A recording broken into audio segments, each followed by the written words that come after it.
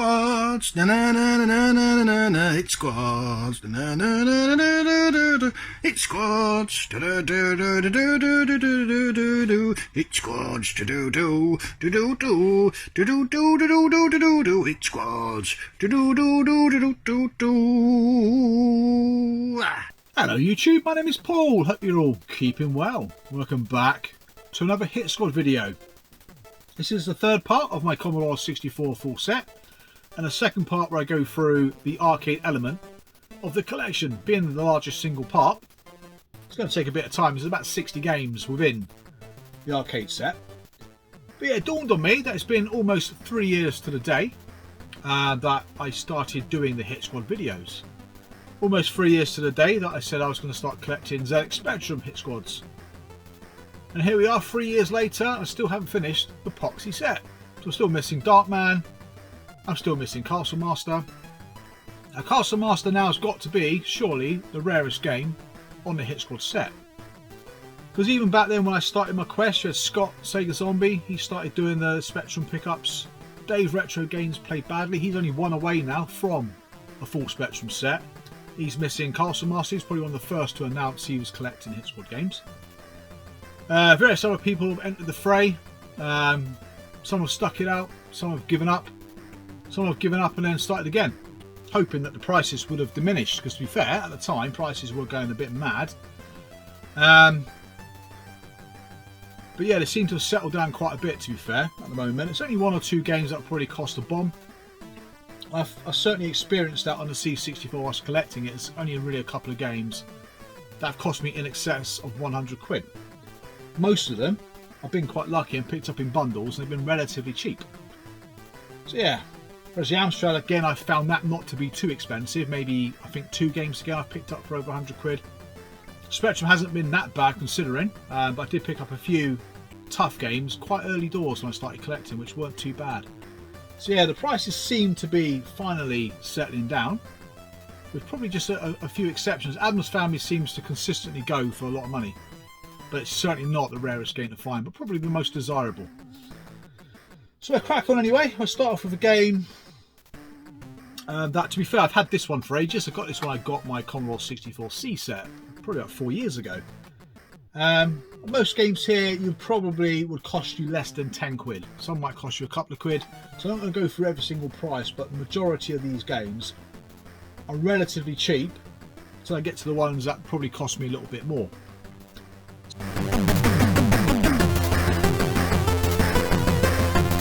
So first up we've got Renegade 3, the final chapter. Again, a game that was eagerly anticipated.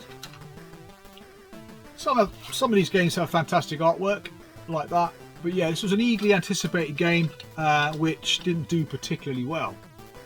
Very strange backstory to it, isn't it, really, when you think about it? Not backstory, story. But yeah, it's one of those games where there's only really one way to complete them. I mean, on Spectrum you kind of duck and punch. I tried the same tactic on here, it didn't quite work, to be fair. But yeah, graphically, sonically, it's fantastic. It's just the whole concept of it being a time-travelling game, and the mechanics, the fighting mechanics, being very lackluster. Certainly a game that was a disappointment when I bought it back in the day, to be fair. But yeah, to listen to the music and look at the graphics though, it's actually very good on the C64. So probably marginally, probably the best of the 3 8-bit versions because of that. The next one I played again on the ST. A fantastic arcade conversion. And the C64, I've got to be honest, I was pleasantly surprised. That's the New Zealand story. Again, another popular, unexpensive game to pick up. Not quite sure what's going on with the Kiwi though. It's looking rather buff, walking around with his little chest sticking out, and looks like one of these like flipping people that give you a hard time. The yellow birds on the other games all look quite cute, don't they? But C64, yeah, old Slim Jim with a buff body. Yeah, not quite sure. What's good about the C64 version though, it's in colour, unlike the Spectrum version, which is monochrome, and it does play quite well. It's tough, I've got to say, it's tough on the C64. But yeah, I'm not quite sure what's going on with the bird. But yeah, good game. It's a good game. Next up, another one I don't know why I'm quite pleasantly surprised. The C64 wasn't a bad machine overall. But this game again plays well on no matter what machine you play it on. And that's Cabal. Another cracking piece of art. Yeah, it's kind of into the screen shooter, isn't it? Is it an on-rail shooter they call them? Don't think it might be with Cabal, to be fair. I always struggle to duck out the way of the bullets. I always forget that you can do that. So I'm always running back and forth, but you can actually roll out the way of the bullets. Hide behind crates and stuff like that so you don't get shot. But what was great about the game, from what I remember, is everything kind of can be destroyed. So all your cover can literally be shot till it no longer exists. But yeah, a nice game. Again, I was pleasantly surprised with the C64 version. Quite enjoyed that. Never played this one on the C64. That is 2-bin. Again, I think most of these arcade games run from 32 to 60. Not sure I'm missing a game or not. Yes, I am. I knew I was missing a game. Threw myself out there. But 2-bin, again, not sure what the C64 version is like, but it's a decent game on other platforms. Simply just ride a rubber dinghy down a rapid by the looks of it. Avoiding crocodiles, avoiding fishermen, picking up 6 packs of beer. Generally having a good old time. But yeah, no, it's not a bad game. I quite like it. It's quite addictive, but quite hard at the same time. Yeah, the first game I didn't show you, I don't know why I had it over there, is Bubble Bobble. Again, another game that plays brilliantly on most of the machines you play it on. Again, never played the C64 version. I can't see why it's any worse than any other version, to be fair. Lots and lots of levels in that game. I've got a feeling there's about 100. But the arcade has 100. I'm not sure if the home micros have 100 levels. Again, can't see why not. It's not an overly complicated game in terms of how it looks to convert. It's kind of a one-screen platformer, really. But yeah, whatever you play it on, fantastic. Oh dear. Oh dear. Oh dear. Now this was probably one of the most anticipated arcade conversions back with MAST, and that was disappointing enough. Spectrum and Amstrad versions are fantastic for the machines that they're on, but this, what the hell happened to Chase HQ on the C64? Like I said before, C64 racing games can either be fantastic or absolutely crap. There's no middle ground by the looks of it. This certainly falls in the absolute shite category. Yeah, it looks like the 16-bit versions, minus the colour. Missing some of the sort of street furniture and the graphics, I suppose. But it almost feels like you're actually reversing in the game. At some points, it just looks like you're not moving at all. I can see why it wouldn't have sold particularly well, but it was really poor. Big disappointment for me generally, except for the Spectrum and Amstrad versions, but bloody hell. I thought the 16-bit versions couldn't get much worse.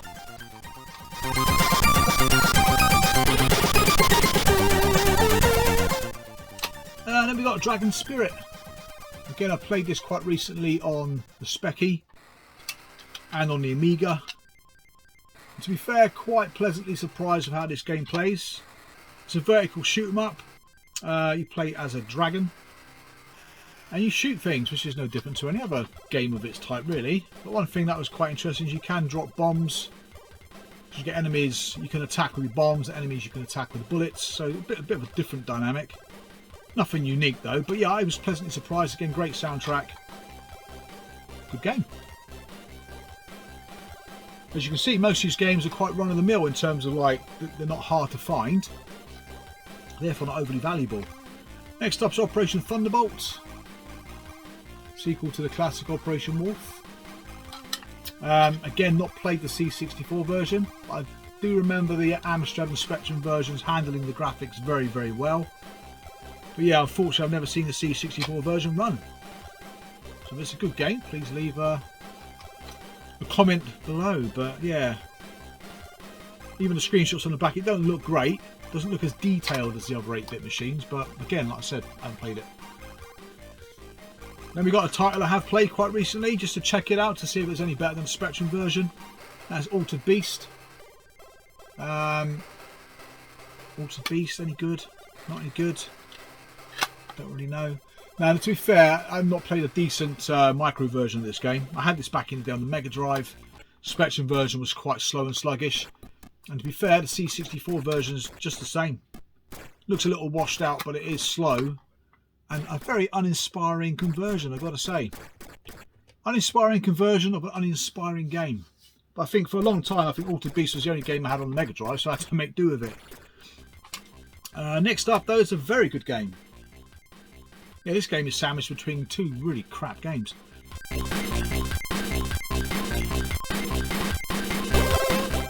That's Paddle Drift. For me, probably the definitive game conversion out of the classic home micros that we played on in the UK. But yeah, this had great music, great sense of speed. Yes, the graphics are washed out and blocky, but to be fair, it felt more like the arcade than the other 4 home computer versions. 16-bit ones were atrocious. Spectrum and Amstrad were good, just lacked that sense of speed, which is really important for this sort of buggy racing style game. But yeah, no, really enjoyed that, to be fair. Certainly one I would recommend out of this pile of games. Whereas next up, the only way you can buy this game is through the Hit Squad label. Unless it came out on a compilation, the full price release, for whatever reason, I don't know the answer to this, didn't come out. That's hard driving. Now, trying to produce 3D based games on a processor that runs at 1 megahertz, I think is a bit of a crazy idea, really.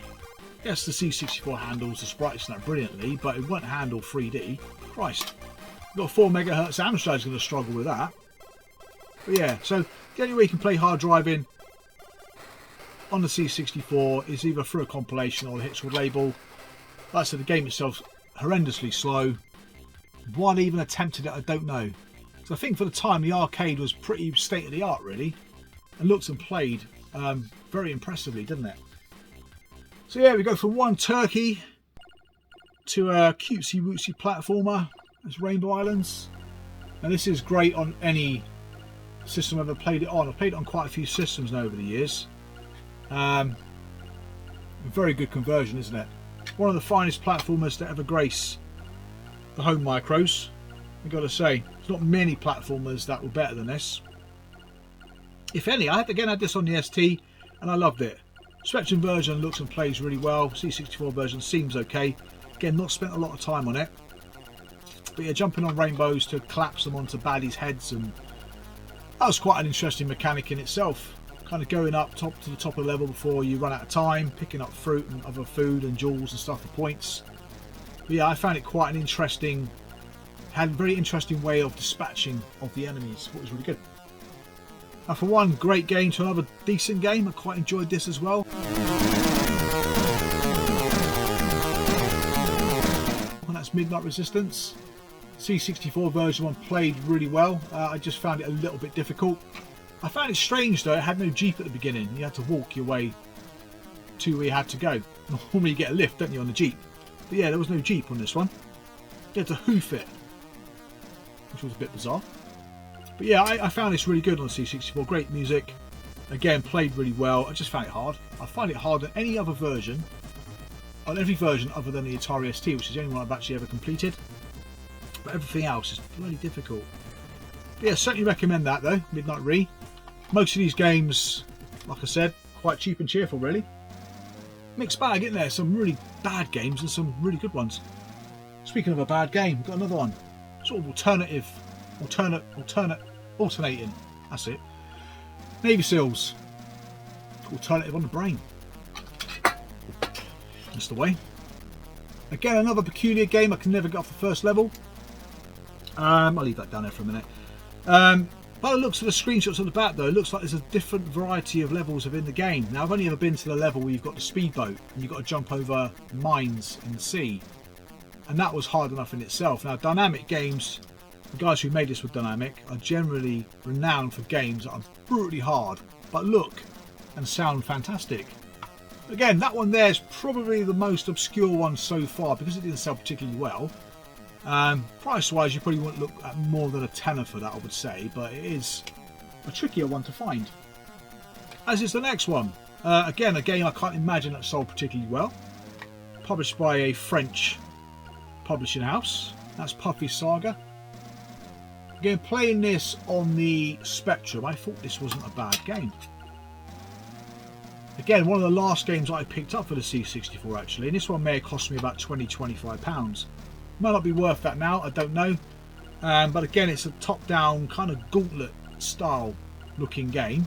Not sure if it plays like Gauntlet, because I didn't play it for long, but I know you pick up items to progress in the game. You shoot what look like black blobs on the Spectrum. I'm not sure what they are on the C64. But one thing I did highlight was the great use of sound and sampled speech, but I don't know if that exists for the C64. But again, leave a comment below if you know any different. But it's an obscure title, and like I said, one of the last arcade games I had left to pick up. Next up, an arcade conversion of a beat 'em up.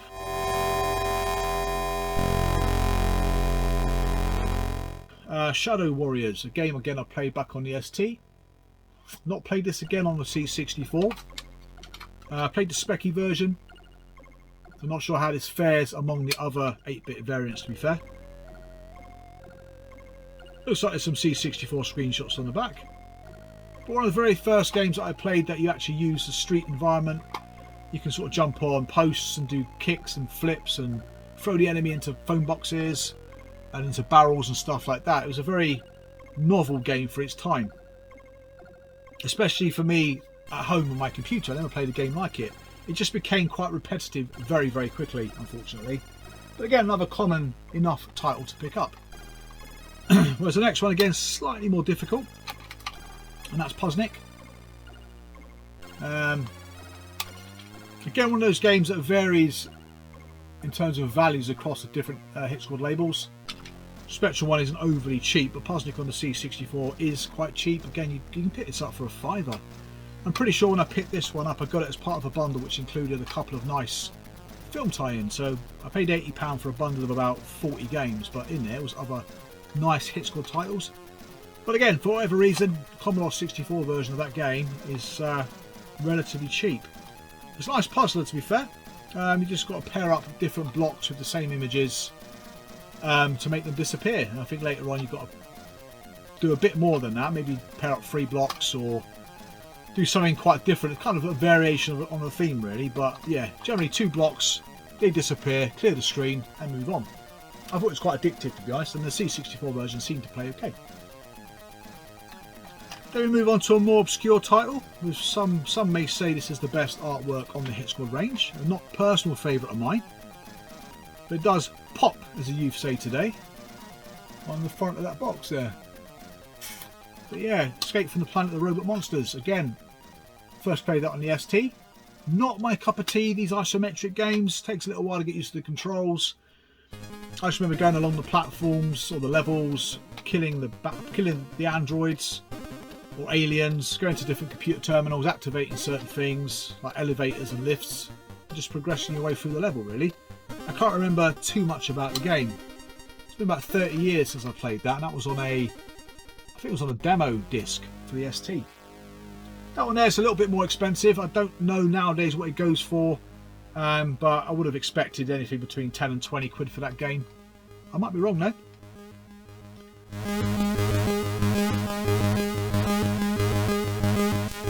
Similar to the next game, really, Sliced by a Secret Agent. Again, from what I've seen of this, it looks like a fantastic game on the C64. Now, I played this back in the day on the ST, but I've also completed the Spectrum version. Then when I played the Amstrad version and the C64 versions, they're all very different. And the C64 one actually looked and played more like the arcade than the Spectrum version did. But again, I found it quite difficult. Great music, nice graphics. But like I said, very similar to Escape from the Planet of Robot Monsters. Quite a desirable title because the full price release of the game is pretty non-existent on the home micros. It's very hard to find. Now this one is the bane of my life, and I'm sure it's not just my life. Yes, Castle Master. Again, C64 version. I saw a copy recently sell for a lot of money. But generally you're looking at 10–15 quid for this. It is nowhere near as hard to find on the C64 as it is on the Spectrum. Even the Amstrad version comes up quite frequently. It's a 3D game. Not sure why they try and port these 3D games, like I said, onto a 1 MHz computer. But it seems to run probably as well as it does on the Spectrum, to be fair. Quite a slow-paced game, as you would imagine. I remember playing this one on the Amiga, and you are literally roaming around a castle. Remember the moat outside, and you've got to activate certain switches to open up certain other parts of the castle.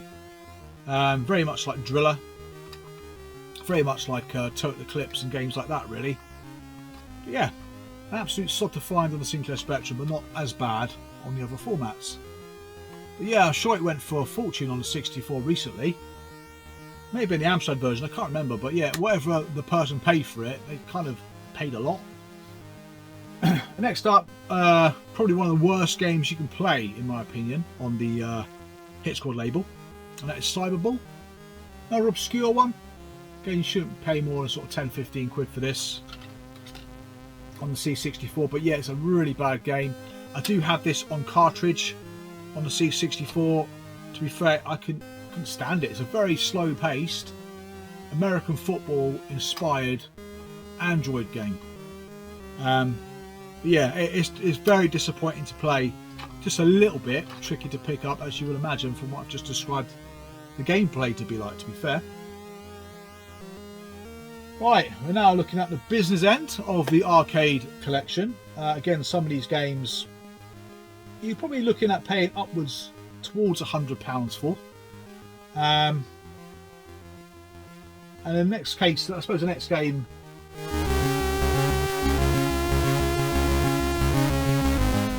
is Clax. Again, this one's not overly expensive. Don't come up that often though. Again, you're probably looking at 15 quid for that on the C64. But again, like I said, don't come up very often. I haven't seen one on for sale actually for quite some time. Again, pretty cool. I like the cover of this one. Quite basic, but it's yeah, it does look good.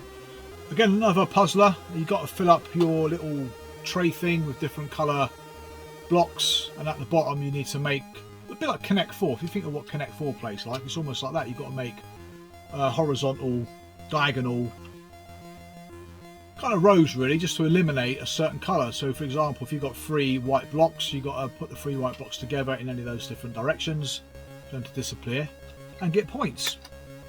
But I've never played it on the C64, but every other version I've played it on, it's quite a competent game, very true to the arcade.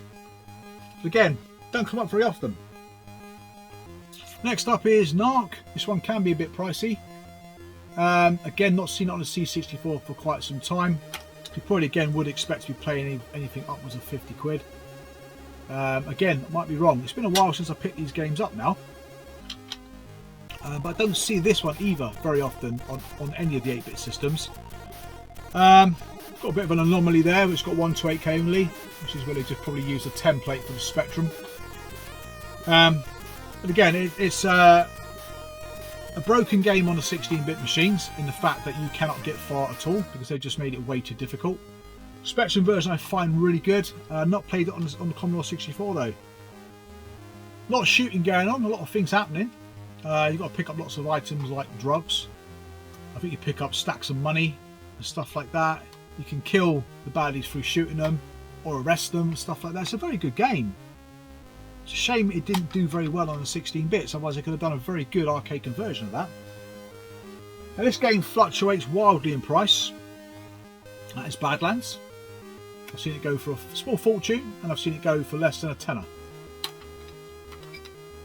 So yeah, it's a bizarre one. Again, one that doesn't come up that often, especially on the Spectrum and Amstrad. Do see it a bit more on the C64 though. Top down driving game, very similar to say Super Sprint.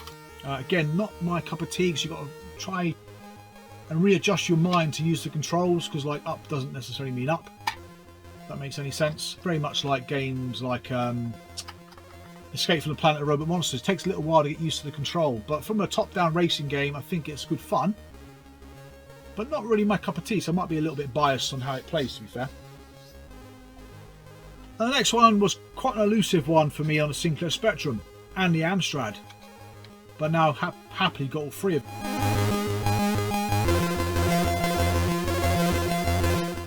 Stun Runner. Now this one you're probably looking at about 50 quid. I've seen it go for more than 50 quid. Another game which they should have just left alone. Even on the 16 bits, couldn't really handle it. The 8 bits used a different kind of style to play. It wasn't 3D. It's kind of faux 3D. It plays better on the 8 bits than it does on the 16 bits, to be fair. It kind of used more isometric graphics than anything else, to be fair. But yeah, it's a tough one to get across all the formats, but I think the C64 version is the one that's more readily available. Again, unfortunately not played the C64 version of this, but every conversion I've played has been very good, considering it's a very frantic Robotron style game. That is Smash TV. Again, a tricky one to find.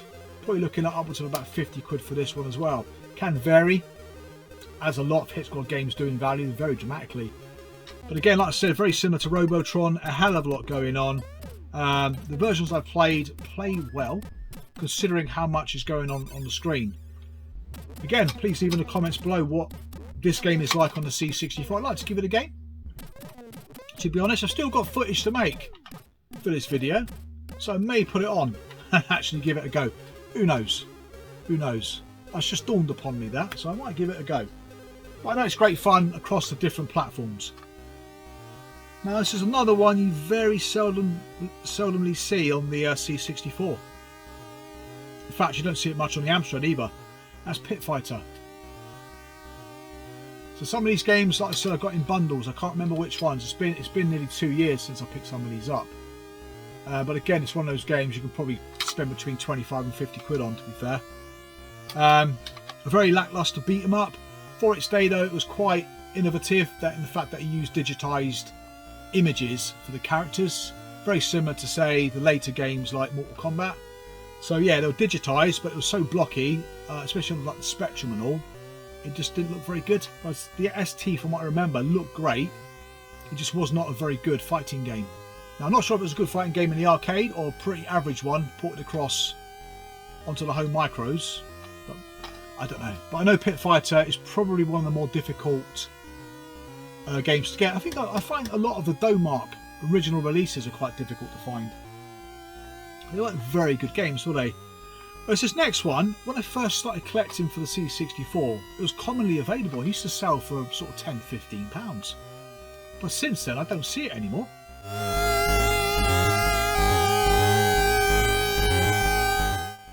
Now, Space Gun. Didn't make an appearance on the Amstrad, because it got a very limited release on the Amstrad. C64 one, though, is probably the most common full-price variant you can buy out of the 8-bit micros, but yeah, it's one that did come up loads and now it don't. So in terms of how much it goes for now, I don't know. But yeah, when I was picking the game up, it was about £10–15 for it, I think. But yeah, very hard to find, very much like Operation Wolf. You're not just going from left to right or right to left, you're actually going forward as well. So it's quite an interesting game, really. It's just like an enhanced version of, say, Operation Wolf. Lots going on. You can shoot the scenery and pick up extra ammo and bonus points and stuff like that.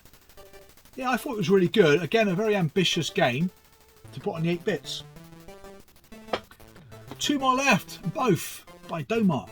Both late releases by Domark, to be fair. 1990, maybe 91. First up is Super Space Invaders. Again, one you don't see very often. Recently picked this one up for the Amstrad. Second to last game. And quite a hard one to find on the Spectrum. Again, value-wise, I can only estimate at around 50 quid. Might go for more, might go for less, who knows. But it's a very hard one to find. Hit squad number 59. It basically is Space Invaders with knobs on. Never played the arcade variant of this, but I know the Spectrum version plays quite poorly. The monochrome graphics do no justice for it. So this game is in colour and plays like the Spectrum version. I can then imagine it plays okay. But yeah, trying to play Space Invaders in green and black, then the bullet changing colour from green to black was quite difficult. But again, a hard one to find. Now this one is probably arguably the hardest arcade game to find on the Hit Squad label for all 3 variations. Still need it on the Amstrad. Spectrum version took a while to find it, but you don't see it that often on the Spectrum. Usually goes for £100 on the Spectrum. Again, I need it on the Amstrad. I've seen this go upwards sort of 50, 75, even £100 before the C64, and that's Skull and Crossbones. Again, a late Domart release, a poor game from what I've played. I played it on the Amiga, played it on the Spectrum, was not inspired at all by it. I can see the kind of concept looked okay, but yeah, it wasn't ported over very well. Can't really describe it really as a game to play. Sort of going along, having sword fights, picking up items like coins and stuff like that. It's just a kind of typical arcade game really. It's just not a very good one. But yeah, there we go. So that's it for the arcade segment. Like I said, not overly, I find the arcade games generally haven't been overly expensive to pick up. It's the movies that is where a lot of the money kind of lies really. But there you would say Skull and Crossbones, yes. Super Space Invaders, Pit Fighter, Stun Runner are probably 4 of the most difficult ones to find, and probably certainly the most costly ones to find. But yeah, that's it. Again, nothing there that doesn't exist on the Sinclair Spectrum. It's only Space Gun that's missing on the Amstrad. But apart from that, we are now finished with the arcade segment. So hope you enjoyed that. Thank you very much for watching the video. Thank you very much for subscribing. I can never say subscribing. Hope to see you guys again real soon. Take care and bye for now.